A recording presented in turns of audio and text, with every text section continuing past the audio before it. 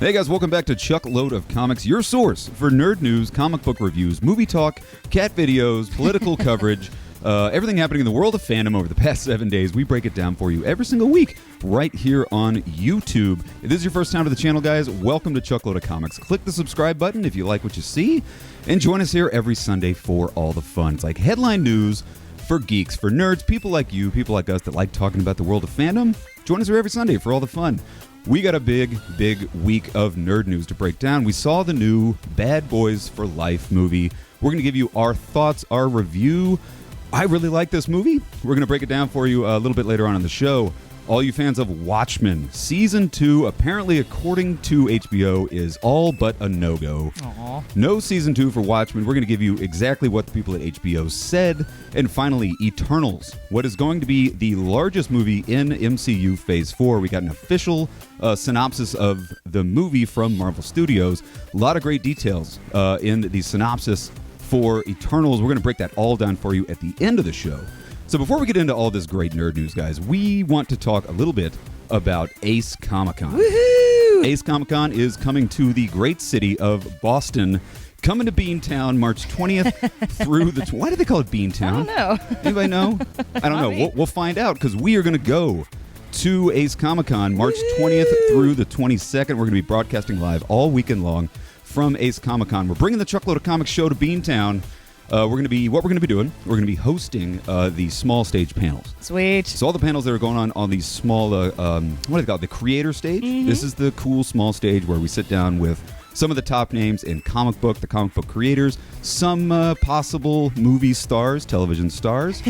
We're going to be giving you all that coverage. We're also going to be doing some live streams on Facebook. Sweet. So if you need a reason to click that subscribe button, here at Chuckload of Comics, do it because we're going to be giving you live coverage of Ace Comic-Con all weekend. Heck yeah, man. We have not talked much about Ace Comic-Con, guys, but some of the guests returning. We got Chris Evans is returning to Ace Comic-Con.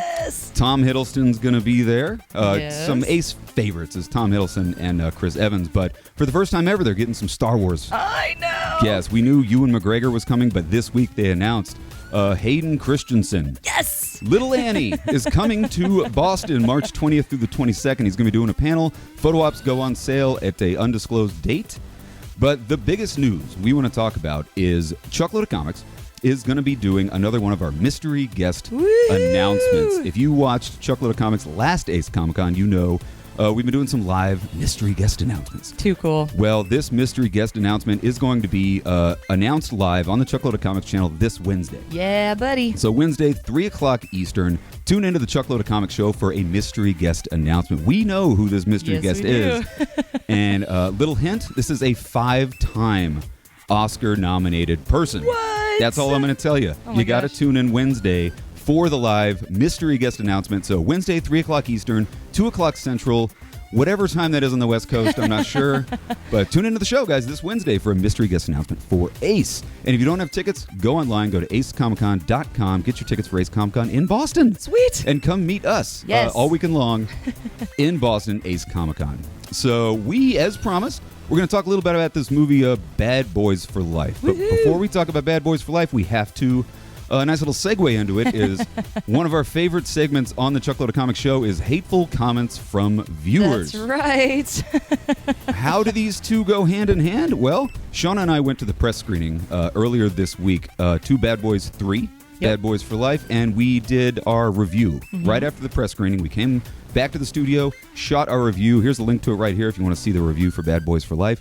Well, there was a hateful comment on our review of Bad Boys. The hateful comment comes from Corey Collier. It started out as not so hateful. It's a two-part hateful comment. First part of the comment wasn't that bad.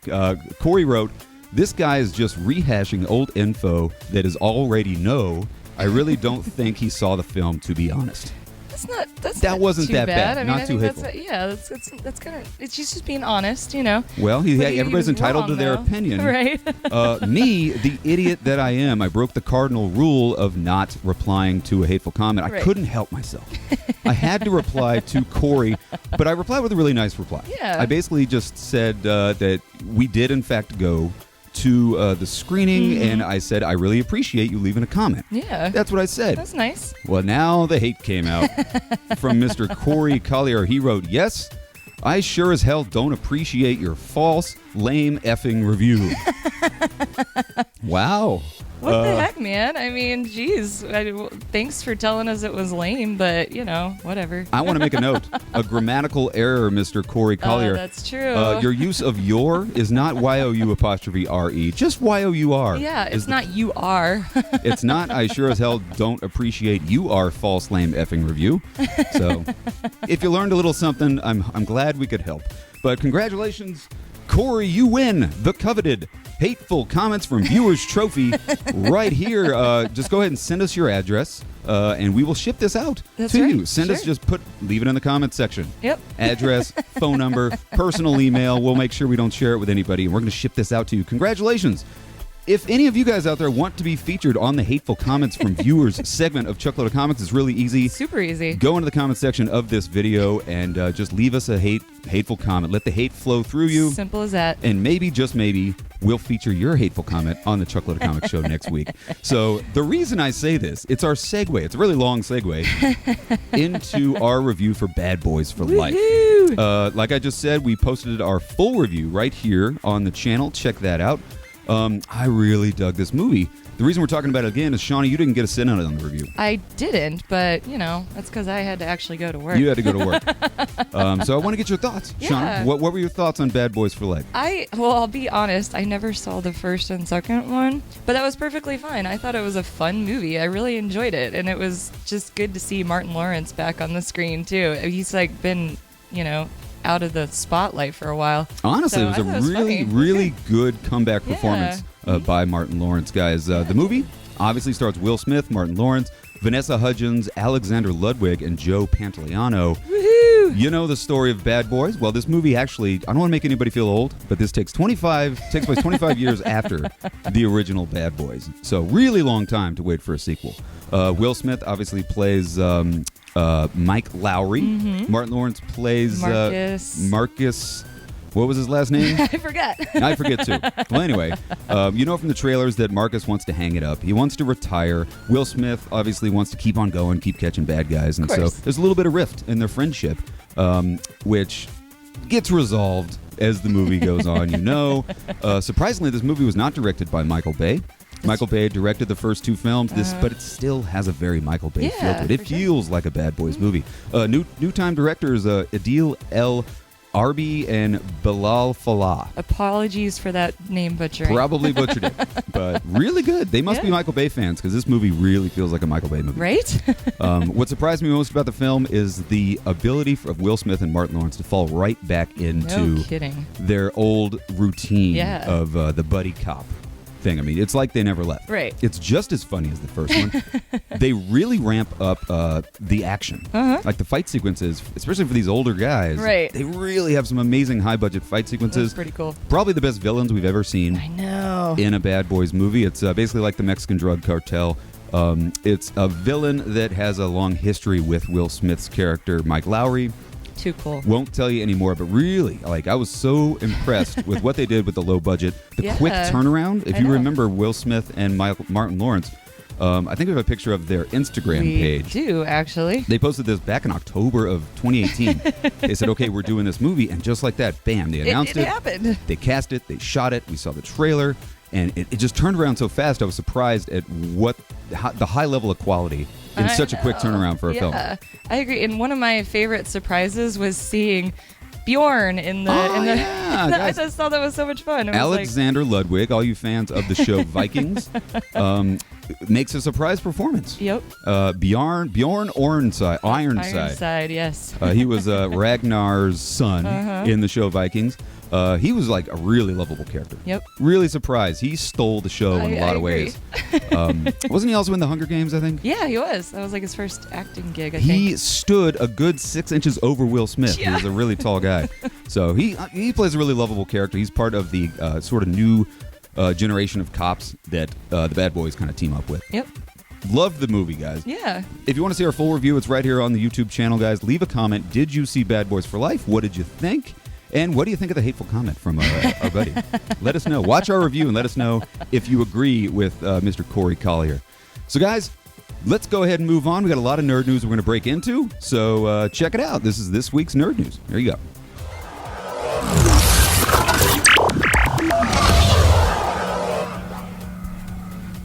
All right, guys, first big nerd news story of the week. All you fans of the HBO show, The Watchmen. Yeah. Critically acclaimed. Phenomenal show. It was on HBO by creator Damon Lindelof. Well, we got official word from the people over at HBO that season 2 ain't going to happen. Aww. We kind of knew this because, David Lindelof going into this, he said right from the jump, he wants to do a one-done. He wants to do a show. A lot of people like me thought, well, after the critical acclaim, the fans loved it.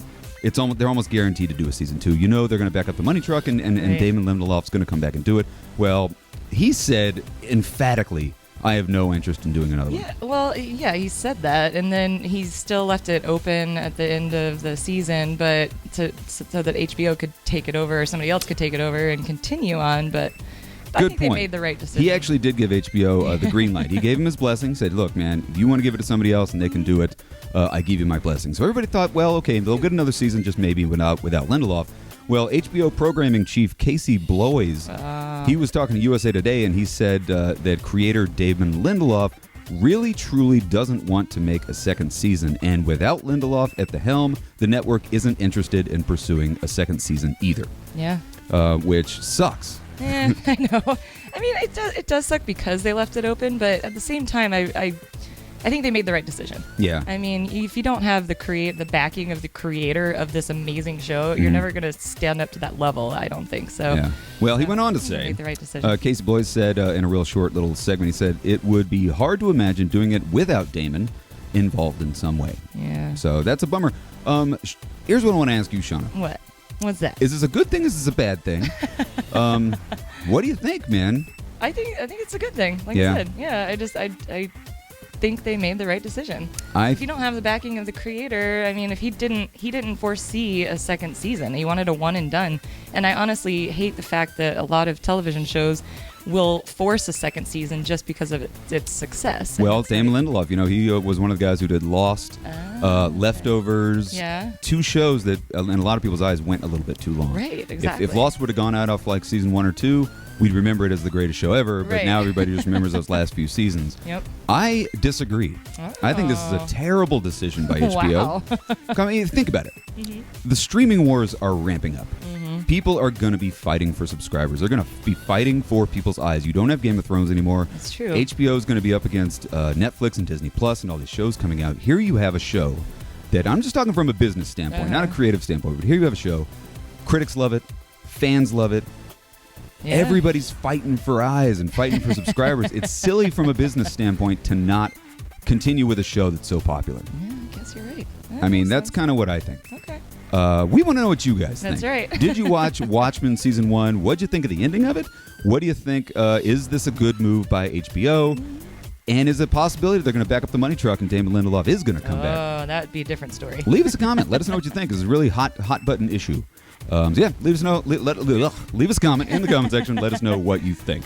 Guys, next and final big nerd news story that dropped this week, Eternals. Yeah. It's going to be the biggest movie in Phase 4 of the MCU. It comes out November 6th. So excited. This whole production has been shrouded in mystery. I know. All we've seen is what we saw at San Diego Comic-Con when all the cast came out and stood on the stage. Well, we finally got our official plot synopsis from Marvel Studios, and we're going to read it to you right here. What Marvel Studios said, they said the Eternals features an exciting new team of superheroes in the Marvel Cinematic Universe, ancient aliens who have been living on Earth in secret for thousands of years.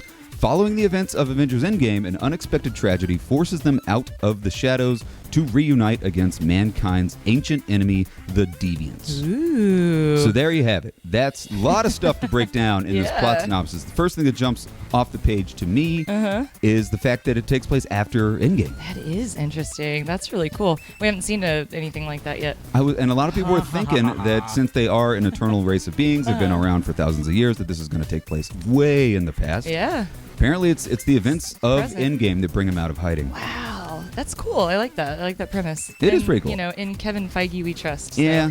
And I I'm think okay they with are that. going to jump back in the past, but Sure. I think it's going to start off in the present, which is actually in the future, because if you've been following Endgame and the timeline, right. we're about at year 2024, 2025. Something like that. So the other insanely interesting thing is the mention of the Deviants. Yeah. If you don't know who the Deviants are, you probably do and you don't realize it. Probably the most famous Deviant in comics in the MCU is the Mad Titan himself, Thanos. Dun, dun, dun. Thanos is a Deviant. What? Yes, well, his parents are Eternals, Okay, and they gave birth to a Deviant. Who are the Deviants? Yeah, okay. who are the Deviants? The Deviants, like the Eternals, they were created by the Celestials. Celestials, and essentially, they act as sort of the dark mirror to the Eternals. Okay. They're sort of the polar opposite of the Eternals. The Eternals are way on the light side. The Deviants are on the dark side. In the comics, they terrorize humanity. They come in conflict with the Eternals all the time. They usually get their asses kicked. So, and it's an interesting little side note about the Eternals. And so the Celestials.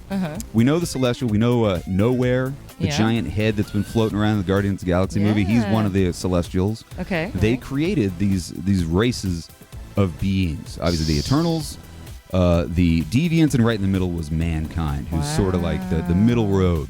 So we were created by Celestials? According to Stan Lee and Jack Kirby. That's kind of cool. Yeah, well, this goes along with what Kevin Feige said. Kevin Feige, he was at San Diego Comic-Con last year. He said the Eternals are a race of immortal aliens sent to Earth by the Celestials to protect humankind from the Deviants. Yeah. Getting excited for this film, man. Oh, man, me too. I'm actually really excited because this is Phase 4, right? Phase 4. Kick off Phase 4 with a bang. It's going to be very intergalactic. Yes. There's going to be a lot of space stuff. I wouldn't be surprised if we actually see the Celestial Nowhere as a fully celestial being. Oh, my gosh. This is going to go cool. back thousands of years. Now, let me throw this at you. Uh-oh. This is a great way to bring back Thanos. Ooh, now you're talking. That is a great way to bring it Because if they're going to be going back in time, we might even see the birth of Thanos.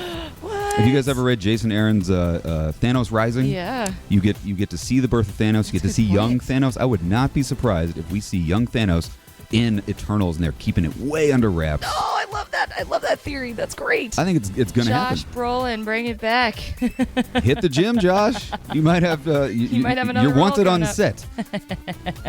So yeah, November 6th, man. I cannot get more excited about this film. I know. Honestly, Phase 4, I'm starting to get a little jazzed about. Yeah. And I wasn't too jazzed about Black Widow, but then we saw that trailer, and then we saw the second trailer. I'm stoked about Black Widow. Yeah. Getting real stoked about Eternals. Yes. Shauna, Yeah. does this news change does it move your nerd needle at all? It does, actually. It In really which does. direction? I like that. Positively. Positively. Good.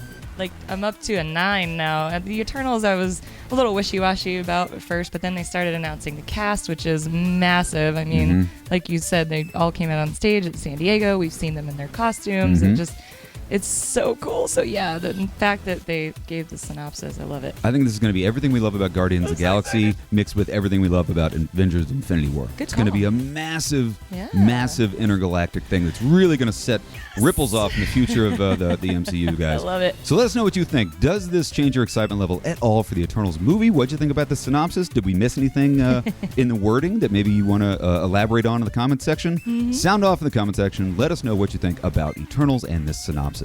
So that's our whole show, guys. We really appreciate you sticking around and watching us, joining us here every single Sunday here on the YouTube channel. Again, if you're new to the channel, guys, click the subscribe button. Join us here every Sunday for a breakdown of the nerdy news of the week. It's headline news for geeks, people like you, people like me, people like Shauna. That's right. So, guys, thanks a lot for watching. We'll join you here. We will join you here. No. Yeah, well, I guess we will join you here. We'll join you here next Sunday. Next Sunday, right here on YouTube, guys. Have a fantastic week. See you here next time. Bye-bye.